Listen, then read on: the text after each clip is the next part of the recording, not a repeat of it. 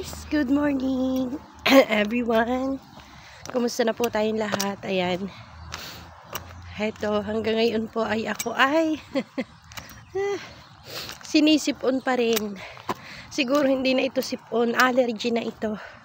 Kasi nga po hindi pa nawawala hanggang ngayon. Ayan. Kumusta na po tayong lahat dyan sa Pilipinas? Mag-iingat po tayo ngayon diyan sa darating na bagyo. Unang dyan na sa bagyong si Leon. Dahil kasi sobrang lakas daw po. Nanood ako ng balita kaninang umaga. At nakakatakot din. Ingat po kayong lahat dyan. Sa aking buong pamilya. Sa Laurel, Mabini, Batangas. Sa Batangas City. Ayan. Sa mga taga Mindoro po. Sa Kamansihan at sa Bitre. Ayan. Sa inyong lahat dyan. Nag-iingat po kayo. Palagi. Ayan, at sana laging handa at maging matatag sa hamon ng buhay tayong lahat. Ayan, kahit man po kami dito, okay po ngayon. Hindi po natin hawak ang panahon. Hindi natin hawak kung anong pwedeng mangyari. Kaya lagi po tayong maging handa. Tatawid ulit tayo. Kasi hindi pa yata radaan yung bus na sasakyan natin.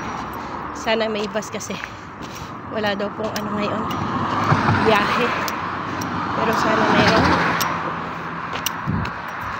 Ayan. At ayan, sa ngayon po dito maganda ang panahon. Salamat sa Diyos, pero malamig na po, malamig na. Kaya ayun. At ayan, kung napanood po ninyo yung nangyari sa Spain kahapon, isa rin pong nakakalunos-lunos na pangyayari. Kaya ayun, dapat po talagang walang pinipili at dapat lagi tayong handa, hindi lang po sa ating personal na buhay, kundi maging sa spiritual na buhay natin. Kailangan nating lagi tayong handa para anumang oras na talagang hanggang doon na lang tayo, nakahanda na tayo na makasama natin ang Panginoon. Ayan. Kaya ayan, mag-iingat po tayong lahat. Imagine sa Spain po, parang 62 person yung nawala. Ang dami pa nang hinahanap nila. Ayan, malamig.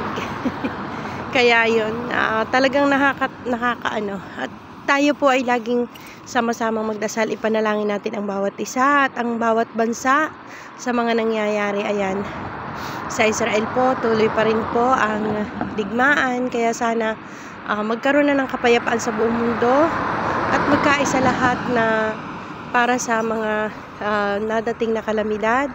Magkaisa tayong manalangin. Salamat po sa lahat and I love you all. God bless us always. Salamat po sa mga panonood ninyo ng mga videos ko. Pagsuporta ninyo, salamat po ng marami. I love you all. God bless us always.